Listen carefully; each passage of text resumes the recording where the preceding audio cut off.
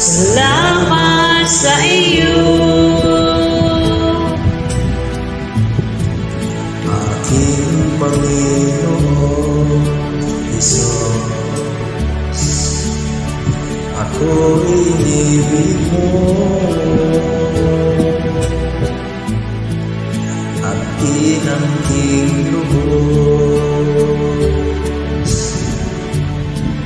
Ang tanging alay ko sa'yo, aking Ama, ay buong buhay ko, puso at kaluluwa.